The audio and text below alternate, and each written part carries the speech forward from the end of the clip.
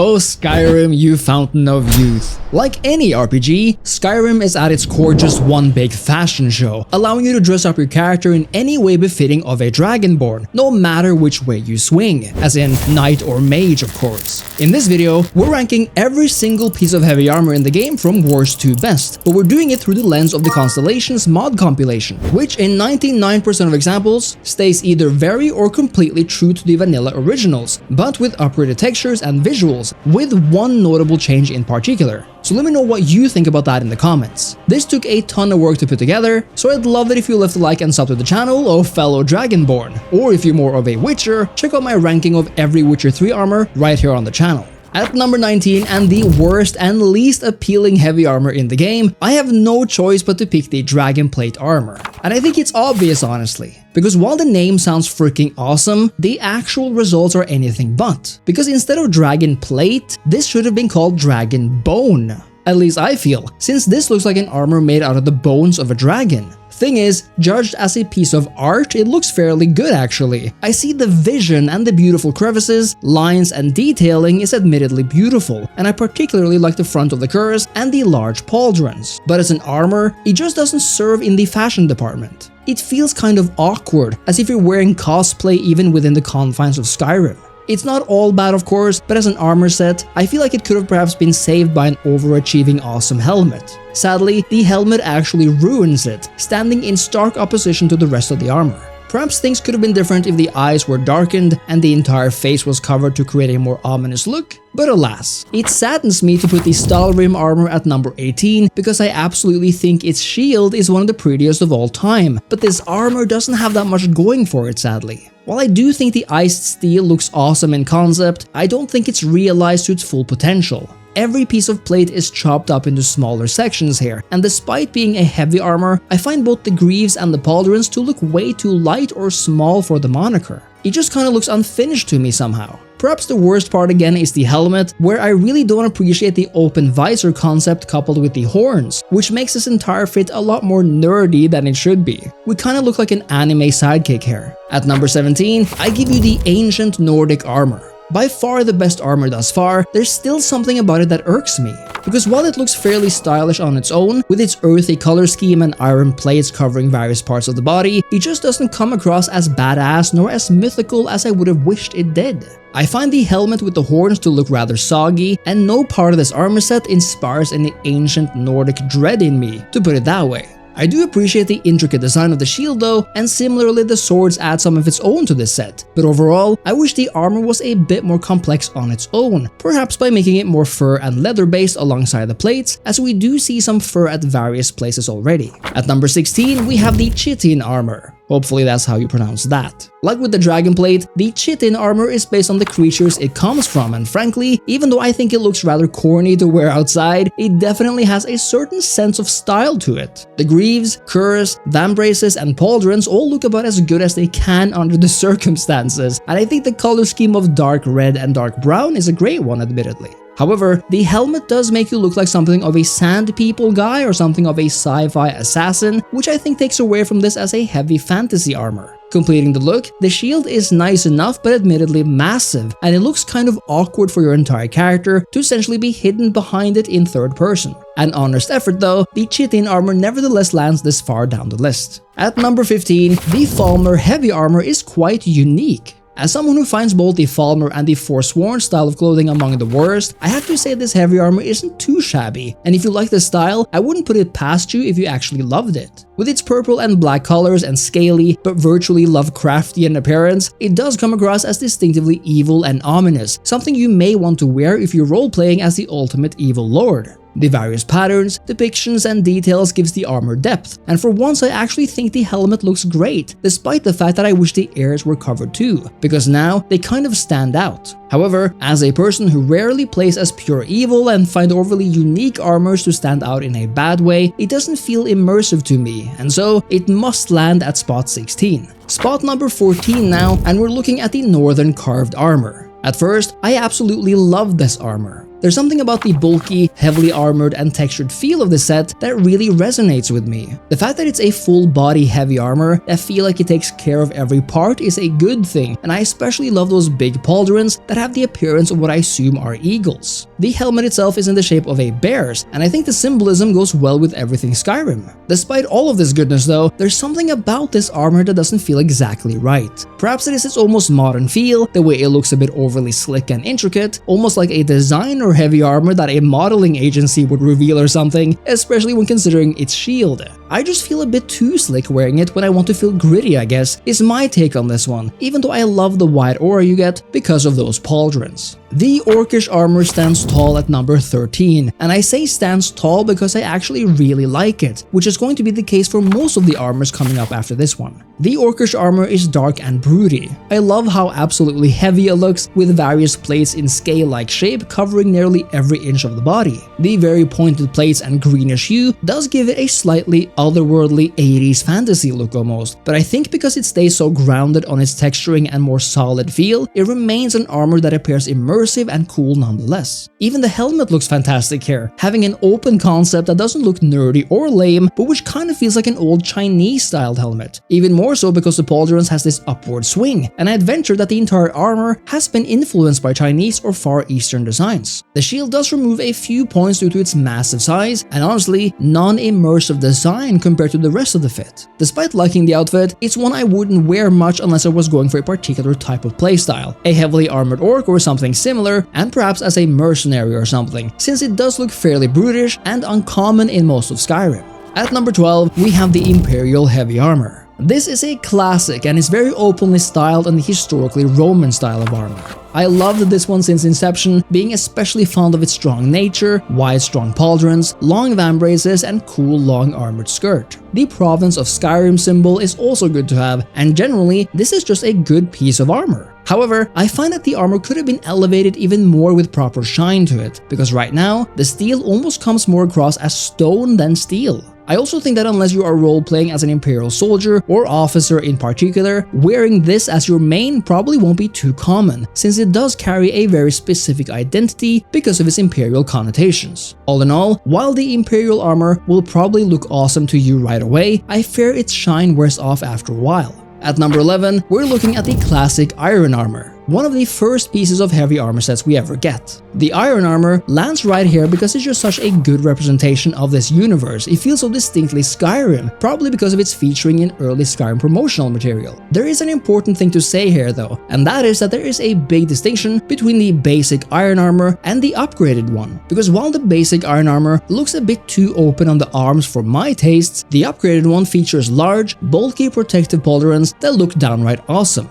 I love the earthy and grey tones of the armor set, and I think the intermittent use of fur and leather looks really great. I'm not in love with the horned helmet, but I think it looks alright, and its relatively small size earns this, I believe. Coupled with the beautiful iron shield, the outfit comes together nicely, and you know, it's just a good piece of armor right here. At number 10, we have the Morrowind-introduced bone mold armor, which definitely is unique. Looking distinctively bone moldy, it feels like it came from a creature that doesn't exist in Skyrim, and like the Chitin armor, looks almost sci-fi to me. I very much like its uniform appearance though, featuring its yellowy brown colors and large scaly greaves and pauldrons. The helmet looks fairly cool from the front, but I'm not loving the backside, where the lengthy pointy tip makes it a bit more funny looking than I would have liked. The shield is awesome too, looking very much like a fossil, and when everything is said and done, you do look badass wearing this. In the top 9 now, and we say hello to the stylish ebony armor. One of those armors that always look unique no matter the game.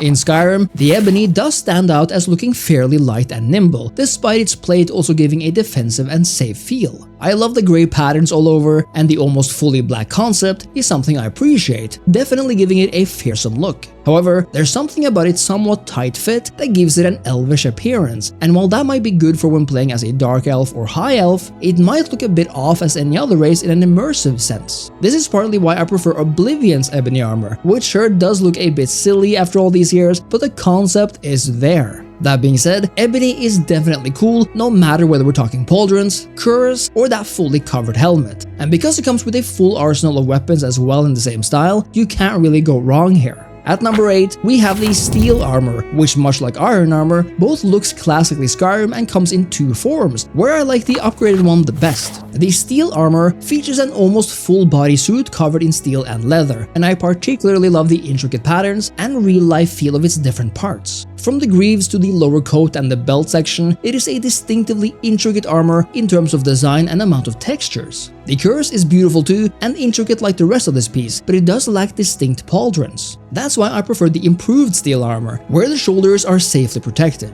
If I had it my way, the rest of the upper arm would be covered too, but their exposure doesn't immediately ruin this look. When it comes to the helmet, I actually prefer the standard helmet and its down-to-earth appearance because the horned helmet takes up way too much space and just looks goofy in my opinion. At number 7, the Woven Armor appears from the shadows. Having a heavy yet dark leather appearance, it looks something like a mix between the ebony and steel armors, which is probably why I like it so much. Its armored greaves is soon covered by the beautifully clean black leather skirt covered in studs, and the grey curse is neither too much nor too little. The vambraces might be the most standoutish here, with a facial-like pattern that I don't fully understand. The pauldrons on top of the fur base look beautiful, and even though I'm not a major fan of the mouth-like front helmet style, the shape of it is good enough and looks like it was inspired by the Blades armor. Overall, this dark armor set is beautiful, fits more or less perfectly with Skyrim's aesthetic, but loses out on a few points due to its helmet and questionable vambraces. Now, as a special treat, number 6 houses the General Tullius Special Armor. I just couldn't do a list without it. This is only the Cuirass, by the way, which I here have paired with the light Imperial armor boots and gloves. I absolutely love its brown, red, and gold color scheme, which just screams ancient Rome. With the 6-packy chest and Skyrim emblem on top, little matches this in sheer imperialness. However, I would have liked for the pauldron flap section to not be essentially painted on here, but to have been their very own models, which I think would have given it a more alive feel. And even though the back has a hint of a cape, an actual cape would have gone a long way to give this a more authoritative look.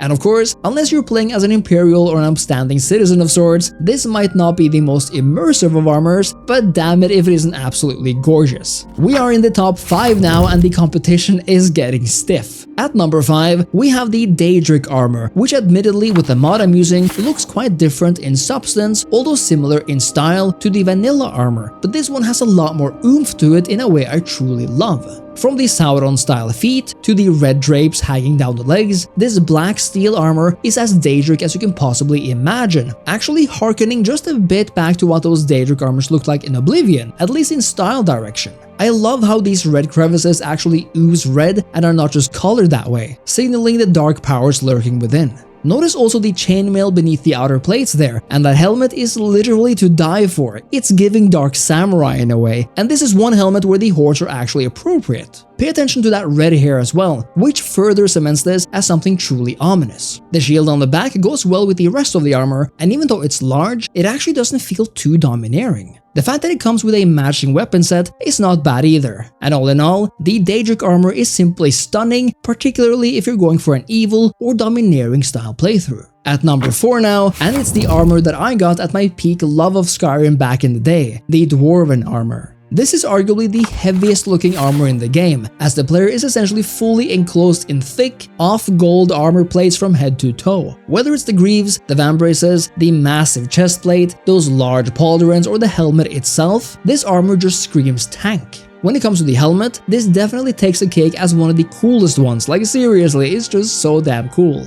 Combine it with the dwarven shield or sword or other weaponry, and you have yourself a complete set here. You basically look like some golden automaton wearing this thing, or like a battle angel or something. I have very few criticisms of this armor when it comes down to it, perhaps only that it is so darn heavy on that inventory space, which earns it the number 4 spot on this list. And now for the top 3 heavy armors in Skyrim of all time, which admittedly by now can be categorized as toss-ups depending on your vibe and feel, we begin with the bronze medal, which goes to the Blades Armor. The Blades Armor looks absolutely stunning, featuring a distinct part samurai, part Roman inspired look. You kind of fall in love right away here, from the sturdy boots to the gold covered armored skirt, the prominent brown belt, and then the distinctive chest-like plate armor on top. The multi-layered pauldrons are beautiful and ornate, and this entire look of darker blue, brown, and gold is something I find fascinating. There's probably not a more stylish and sophisticated armor in this entire game. On top of it all, the helmet fits well with the rest of the fit, looking detailed enough to stand out but not over the top, and combine it with the gorgeously complex shield on the back and the katana in the front, or what about a dual katana wield, and you got yourself a build that very little else can match. At number 2, and the silver medal goes to the Dawnguard armor, an armor set with near perfect medieval fantasy riz. I mean, this is basically what the iron and steel armors want to be, but simply can't. Just look at this detailing of the connected plates that make up this heavy coverage of steel, of the thick brown leather beneath. I adore these gloves and they feel so damn real, and these large but contained and shiny steel pauldrons that create an amazing silhouette. The helmet is absolutely one of the best in the entire game, if not the best one, providing awesome coverage while looking authoritative but not necessarily too menacing. This is an armor that fits so perfectly within this universe, and one where you look like a certified badass no matter what you do.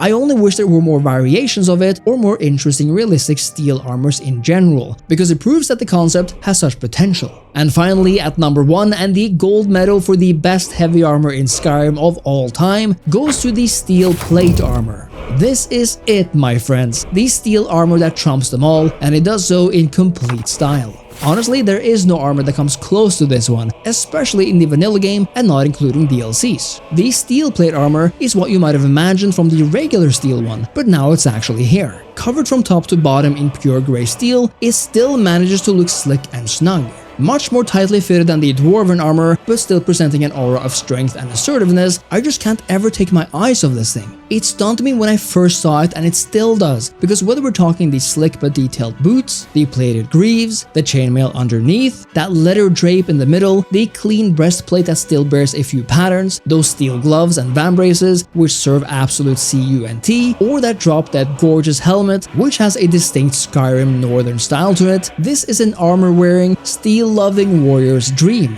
It just doesn't get better and more legitimately medieval fantasy feeling than this one, but if I have to point something out, it has to be that I wish we had an accompanying weapon set here, because the steel shield really doesn't go with the plate armor, and the sword as well isn't as slick as the armor overall demands. On its own though, and perhaps coupled with a two-handed sword or a single steel one, the armor is absolutely gorgeous and deserves the spot for the most beautiful and best heavy armor in all of Skyrim. Those were the best heavy armors in Skyrim ranked worst to best. And now it's your turn to tell me if you agree or disagree with me and which armors are your favorite. If you enjoyed the video, I hope you leave a like, a comment down below, and subscribe to the channel. Thank you so much for watching, and I'll see you next time. Cheers.